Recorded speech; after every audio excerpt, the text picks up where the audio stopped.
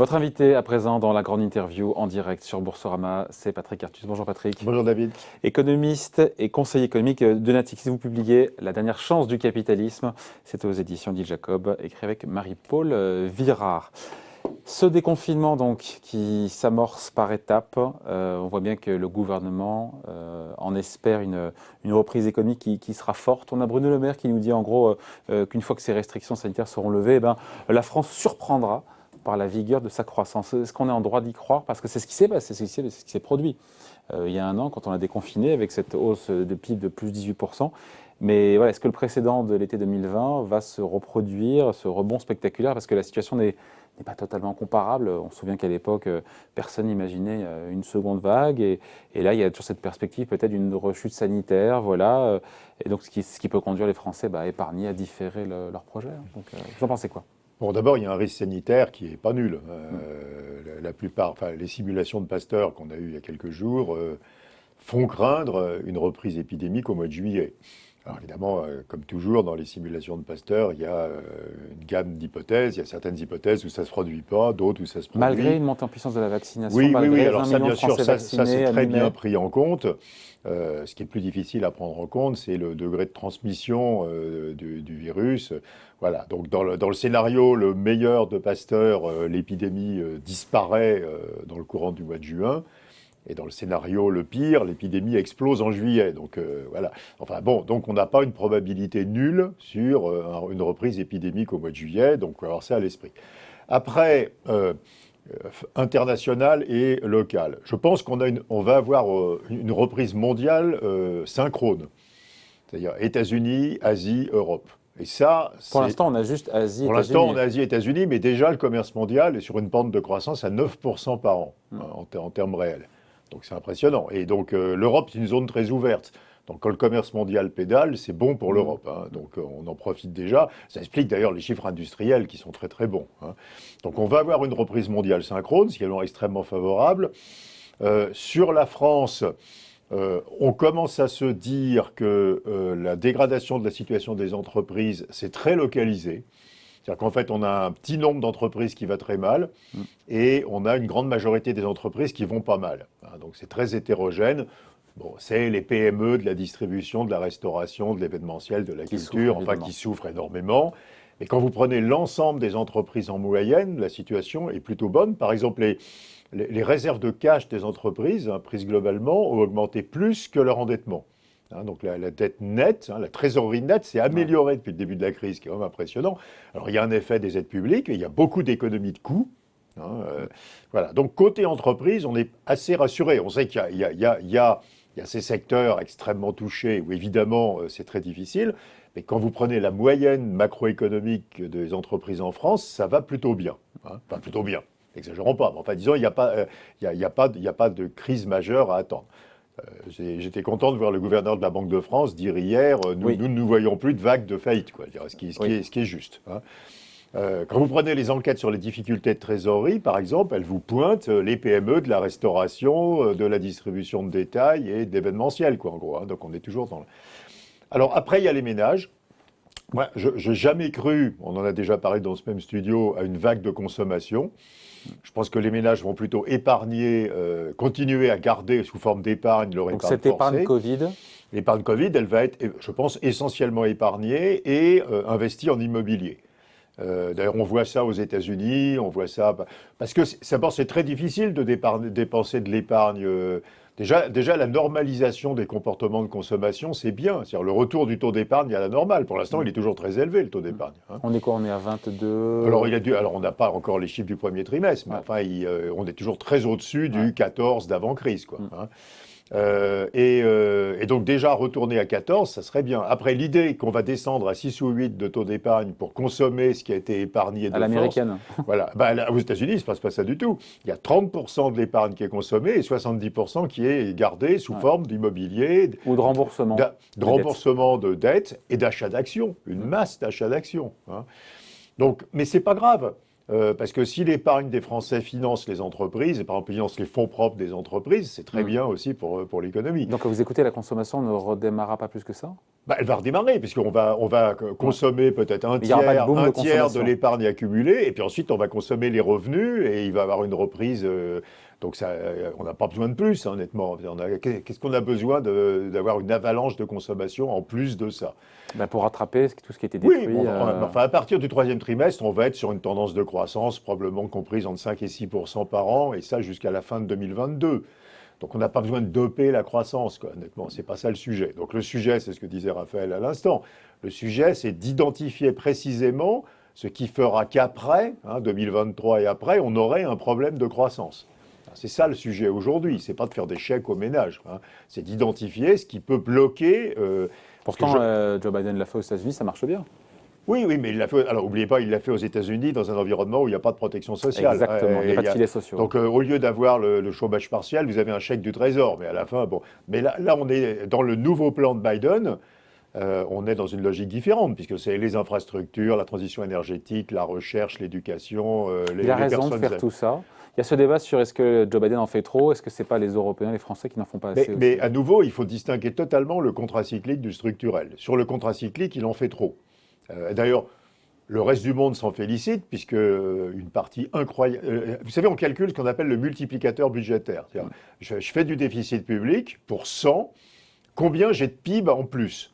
Là, aux États-Unis, 20. Donc, pour 100, il y a une déperdition sur les 1900 milliards de dollars du plan, on en retrouve 20% en PIB américain. C'est abominable. Il y a deux grosses fuites, c'est l'épargne.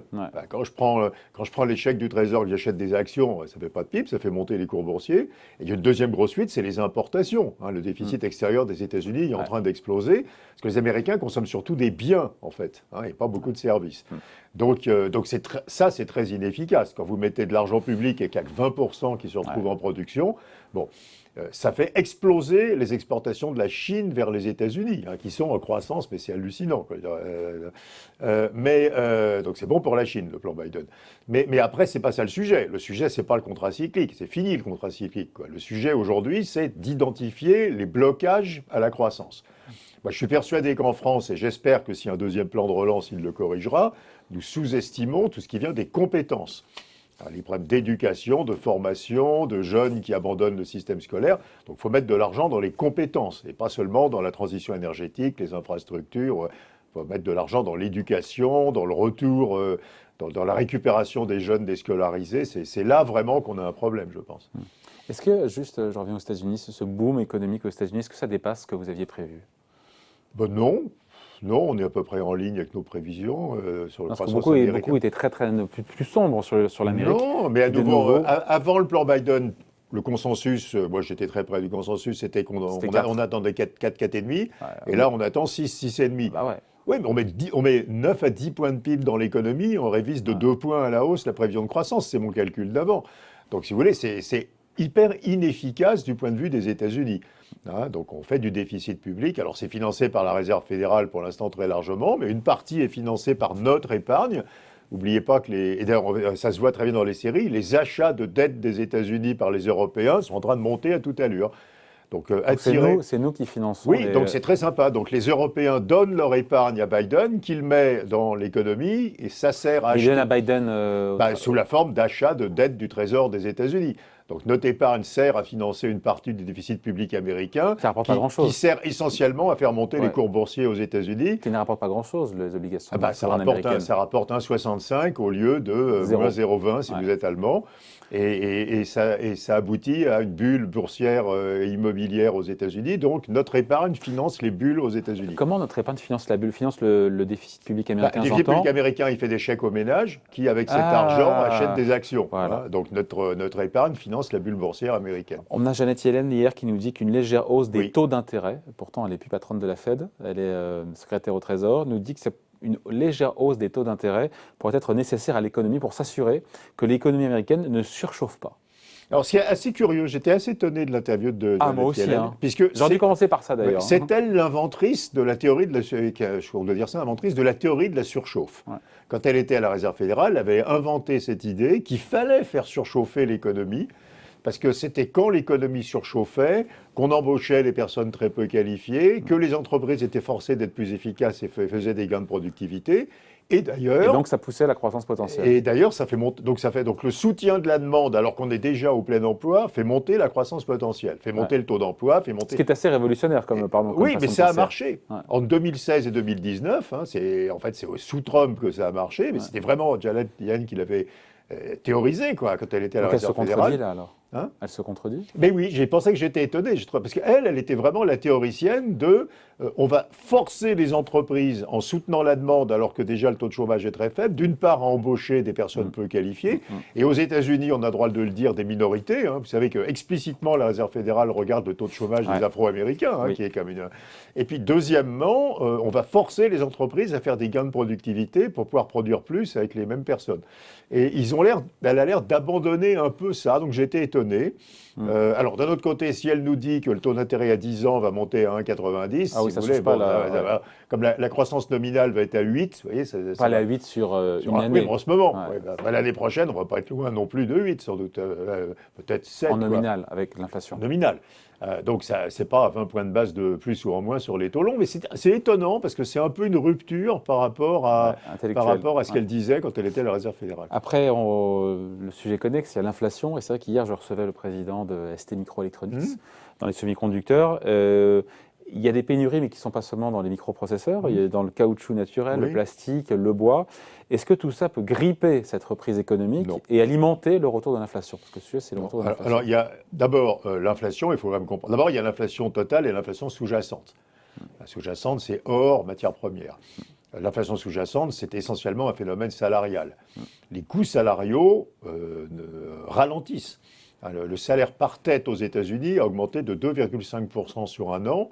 Et on est en phase de reprise économique où on va avoir des gains de productivité qui vont être bien plus de 2,5%. Donc les coûts salariaux par unité produite vont baisser aux États-Unis. En Europe aussi, les salaires augmentent en ce moment de 1% par an en Europe. Donc l'inflation sous-jacente, qui est essentiellement salariale, elle n'a aucun signe d'accélération. Elle ne va pas bouger, quoi. Elle va rester. Mais sur plein de composants. Voilà. Alors après, vous avez au sens large les matières premières. Donc c'est l'énergie, les métaux, l'agriculture, le bois, les semi-conducteurs, le prix des containers. C'est ce qui fait qu'il y a plein de chantiers qui sont à l'arrêt, qu'il y a des usines entières de production de voitures qui sont à l'arrêt. Donc on va arriver à quelque chose d'assez particulier. Aux États-Unis, probablement à la fin de cette année, l'inflation totale, tout compris, peut être au-dessus de 3. 3, je crois que nos économistes américains dans ma banque disent 3,4. Et l'inflation sous-jacente, c'est-à-dire quand vous enlèverez les matières premières, peut être en dessous de 2. Donc on va avoir un énorme trou, un énorme écart entre l'inflation, y compris matières premières, et l'inflation hors matières premières. Et laquelle est importante? C'est la seconde. D'abord, les banques centrales ont des objectifs d'inflation sous-jacente. Ils ont toujours dit, de toute façon, ils ne pouvaient rien faire pour les prix des matières premières. Ça n'a rien à voir avec la politique monétaire. Deuxièmement, les prix des matières premières, il faut voir ce qui se passe. Qu'on a dit avant, il y a une reprise mondiale brutale et synchrone. Alors qu'on travaille en flux tendu partout. Donc vous tendez partout les chaînes de valeur, quoi. Je veux dire, parce que ça a été. Donc ça crée de l'inflation, mais oui, mais c'est transitoire. Donc c'est ce que dit la Fed. Mais c'est ce que dit Powell. Il dit il y a de l'inflation, mais arrêtez de vous énerver, c'est quelques mois, quoi. C'est le temps qu'on reconstitue des stocks. Le monde d'après Covid, il ne sera pas plus inflationniste que. Alors le monde de long terme après Covid, il y a des forces dans des sens différents. C'est très intéressant parce que c'est quand même une question profonde. D'ailleurs, c'est une question empirique importante. Si vous êtes assureur, par exemple, l'inflation dans 10 ans, ça vous intéresse. Je dirais, c'est pas que l'inflation. Bon, dans les 2 prochaines années, il n'y aura pas d'inflation, les salaires n'augmentent pas. Donc, après, dans 10 ans, d'un côté, on est en train de digitaliser l'économie. Ça, c'est clair. Il y a des travaux moi, je pense que finalement, le plus important, on n'en parle peut-être pas assez, c'est le télétravail. Ça risque d'être ça, le choc finalement le plus important. Il y a plein de travaux qui sortent en ce moment sur le télétravail, d'universitaires. On va multiplier par 4 dans l'OCDE le nombre d'heures télétravaillées, et ça va probablement augmenter la productivité de l'ordre de 5%. C'est l'augmentation du télétravail. Entre parenthèses, ça peut avoir des effets très désagréables parce que ça va créer une forte mobilité des jeunes qualifiés. Alors, ils n'iront pas forcément à La Rochelle, ils iront peut-être au Portugal, en Grèce, en Thaïlande, on n'en sait rien, à l'île Maurice. Donc, on peut avoir une vague de délocalisation des jeunes qualifiés. C'est quelque chose qu'il faut regarder. Mais en tout cas, ça, c'est plutôt désinflationniste. On fait de la productivité. Puis, alors, ce qui est inflationniste, c'est le vieillissement. Pourquoi vieillissement? Parce qu'un retraité, c'est un consommateur qui ne produit pas. Donc, ma construction, c'est inflationniste. Le raccourcissement des chaînes de valeur, si on ramène des productions dans des pays où c'est plus cher. La transition énergétique, parce que l'électricité verte, c'est plus cher que l'électricité fossile. Aujourd'hui. Non, mais ça sera. Durablement? Oui, bien sûr. L'intermittence, hein, donc il faut produire de l'électricité quand on peut, donc il faut beaucoup plus de capital et de capacité, il faut payer des coûts Parce de que stockage. les éoliennes, il faut qu'il y ait du vent. Un tiers du temps, quoi. Donc, un tiers du temps, oui, ça c'est en terrestre, pas en maritime. 40% en maritime et 25-30% en terrestre. Ouais. Donc, il faut 2,5 fois la capacité. Donc, il y a un gros coût de capital. Ouais. Quoi. Il faut pouvoir stocker aussi. Après, il faut électrolyser de l'eau, il faut stocker de l'hydrogène. Bon, donc, c'est cher. Hein. Et puis, alors, le point d'interrogation qui est le plus important, c'est les politiques de bas salaire. Et ça, c'est peut-être un point, si vous avez une seconde, David, c'est quand même très intéressant, parce que on s'aperçoit dans le programme de Biden... il veut doubler... oui, mais on ne peut pas faire tout à la fois. C'est-à-dire, on ne peut pas à la fois monter les bas salaires et utiliser un énorme déficit public. Parce que si vous utilisez un énorme déficit public, vous avez besoin de taux d'intérêt bas. Et si vous montez les bas salaires, vous avez de l'inflation. Et les taux d'intérêt montent. Ouais. Et donc Biden a visiblement choisi de ne pas monter les bas salaires et de faire du déficit public. Si aujourd'hui, il mettait le SMIC, le salaire minimum fédéral à 15 $, il y aurait de l'inflation, parce que ça touche des emplois peu qualifiés de services où il n'y a pas beaucoup de gains de productivité. La Réserve fédérale, là, montrait les taux, et c'est fini pour le déficit public.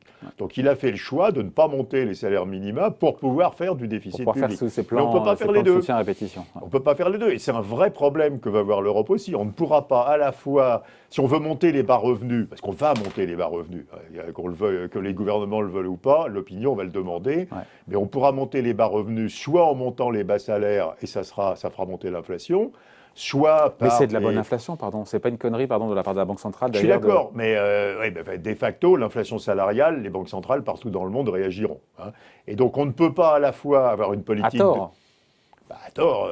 À ce moment-là, il faut revenir sur les fondements en disant on est mieux avec 5% d'inflation qu'avec 2. Quoi. Enfin, les banques centrales n'ont pas fait ce pas-là.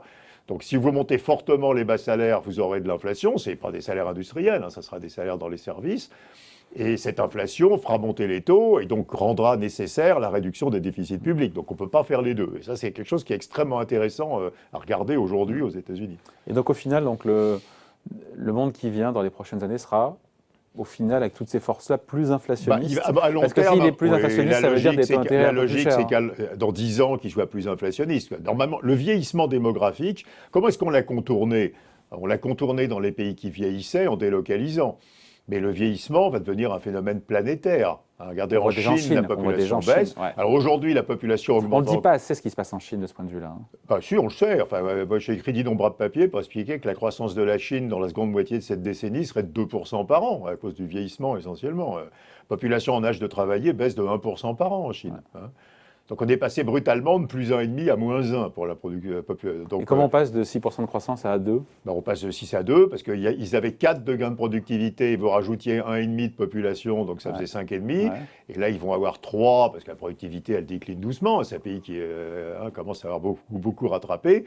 Ça fait 3 moins 1, donc ça fait 2. Quoi. Donc on va passer de 6 à 2 pour la croissance de la Chine. Donc un monde un peu plus inflationniste. Un monde un peu plus inflationniste parce que les pays qui restent jeunes démographiquement, on les connaît, hein, c'est le monde musulman et l'Asie du Sud. L'Inde, le Pakistan, le Bangladesh, ça ne suffit probablement pas pour fabriquer pour le reste de la planète. Quoi. Donc ça veut dire que, du point de vue il y a tellement d'endettement dans le monde qu'un monde plus inflationniste avec des taux d'intérêt plus élevés, c'est un monde qui est plus dangereux, qui est plus instable financièrement. C'est pour ça que dans l'excellent livre dont vous avez parlé au début, David, on y revient. On y revient. Non, mais c'est dedans. Et il y a beaucoup de choses qu'on a dites qui sont dedans. Hein. Oui. Non, mais il y a un vrai sujet. C'est qu'aujourd'hui, nous sommes calés. Nous avons calé nos mécanismes et nos choix économiques sur l'idée que les taux d'intérêt allaient rester durablement bas. Donc on fait beaucoup de dettes, on met beaucoup de leviers d'endettement dans les entreprises, dans la finance, regardez Archegos, et donc ça fait tellement longtemps que les taux sont bas, qu'évidemment les comportements se sont ajustés, on rachète les actions aux États-Unis, voilà.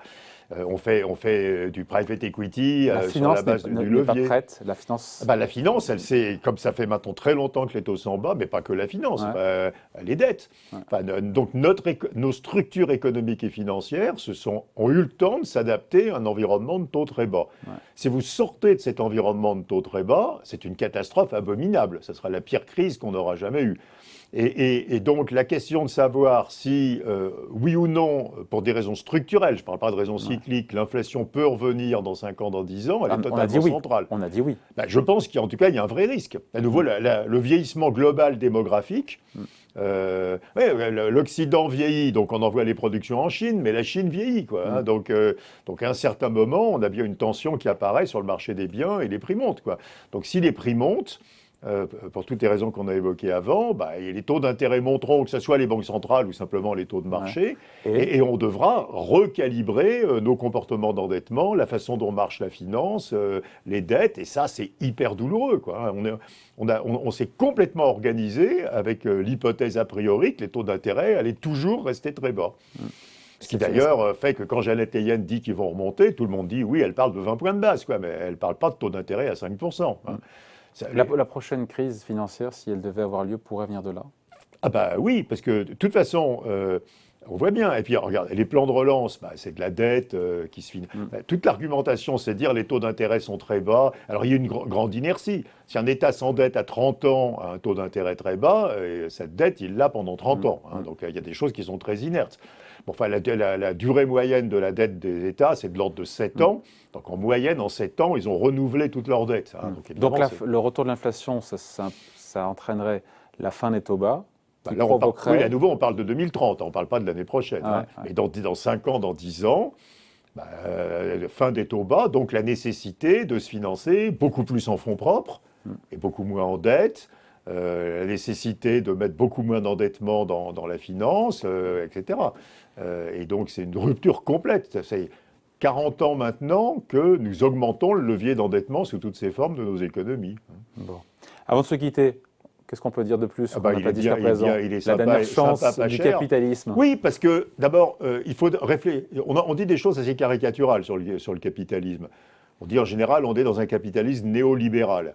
Le capitalisme néolibéral, normalement, il n'est pas organisé autour de monopoles, quoi. Donc c'est pas un capitalisme, il n'est pas libéral du tout, le capitalisme. Il est pro-actionnarial. Donc effectivement, les monopoles, c'est bon pour l'actionnaire. Donc c'est un capitalisme qui tourne autour de la rentabilité du capital pour l'actionnaire. On n'est pas en train d'en sortir à l'ère de l'ESG, de l'ISR, de la RSE, des... Oui, alors la question, c'est comment va-t-on en sortir? Parce que on explique d'abord avec Marie-Paule Virard que ce capitalisme-là va mourir. Que ce qu'on vient de dire sur la finance, évidemment, ce qu'on appelle les béquilles, hein, la dette, la monnaie, c'est des béquilles de ce modèle, mais ce modèle va s'effondrer. Et que quand ce capitalisme va mourir, finalement, on a le choix entre des régimes assez autoritaires, hein, du capitalisme chinois, ou ce qu'on appelle les démocraties illibérales, quoi, donc un régime assez autoritaire, très interventionniste d'État, ou ce que les économistes appellent en général l'ordolibéralisme, c'est-à-dire un régime qui reste libéral, mais où l'État fait son devoir, hein, fait son devoir pour corriger les problèmes d'externalité sur le chômage, l'éducation, l'environnement, etc. Donc, mais les bonnes incitations, les bons impôts, les bonnes subventions, voilà, les bons prix. Et donc, on plaide pour de l'ordolibéralisme. Donc, ça reste du capitalisme. Alors, est-ce que ça reste du capitalisme au sens strict? Oui, il y a des capitalistes et il y a des salariés. Simplement, l'État intervient de façon intelligente pour que spontanément, les entreprises fassent les bons choix. Donc, ce n'est pas un régime dictatorial, hein, il n'y a pas des masses de règles. C'est un régime libéral, mais où l'État intervient intelligemment. Voilà donc à lire La dernière chance du capitalisme, signé Patrick Artus et Marie-Paule Virard. C'est chez Odile Jacob. Merci Patrick. Merci beaucoup David. À bientôt. Bye. À bientôt.